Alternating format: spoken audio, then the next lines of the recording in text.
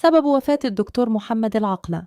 توفي الدكتور محمد بن علي فراج العقلة مدير الجامعة الإسلامية بالمدينة المنورة سابقاً صباح اليوم الثلاثاء 2 ديسمبر 2025 بعد معاناة مع المرض، ولم تذكر تفاصيل دقيقة عن طبيعة المرض، ولكن أشير إلى أنه كان يرقد على السرير الأبيض إثر وعكة صحية ألمت به قبل وفاته بأيام، وقد صُلي على جثمان الفقيد بعد صلاة العصر في المسجد الحرام بمكة المكرمة، ودفن في مقبرة شهداء الحرم.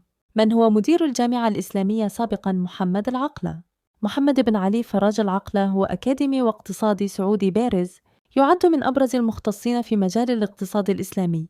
تدرج في السلك الأكاديمي بجامعة أم القرى حتى أصبح أحد أعمدتها. شُغل عدداً من المناصب المهمة، من بينها رئيس قسم الاقتصاد الإسلامي وعميد كلية الشريعة والدراسات الإسلامية، ثم عُيِّن لاحقاً مديراً للجامعة الإسلامية بالمدينة المنورة بمرتبة ممتازة بقرار ملكي، حيث قدم خلالها رؤية تطويرية أثرت في مسيرة التعليم العالي. اشتهر العقل بدماثة خلقه وقربه من طلابه وتواضعه وحرصه على خدمة المجتمع العلمي. ترك بصمة واضحة في تدريس الاقتصاد الإسلامي والإشراف الأكاديمي والعمل الإداري. من هو محمد العقلة؟ السيرة الذاتية. الاسم: محمد بن علي العقلان، ولد في مكة المكرمة عام 1958.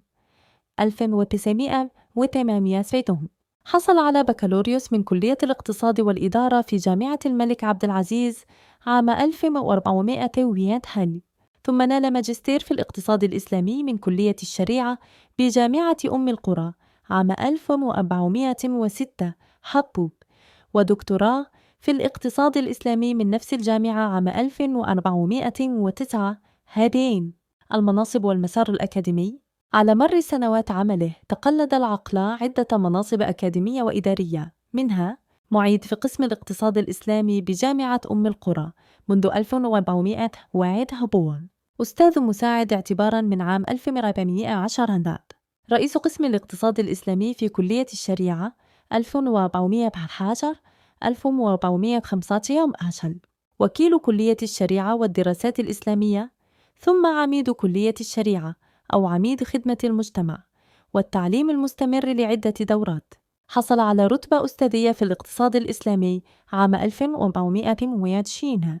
شغل مناصب في عمادة البحث العلمي، الابتعاث، وتعيين المحاضرين في جامعة أم القرى.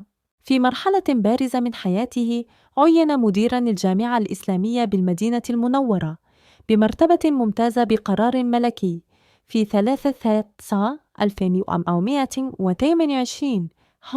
خدم في هذا المنصب لفترة أعيدت له بتمديد خدمة ل4 سنوات إضافية.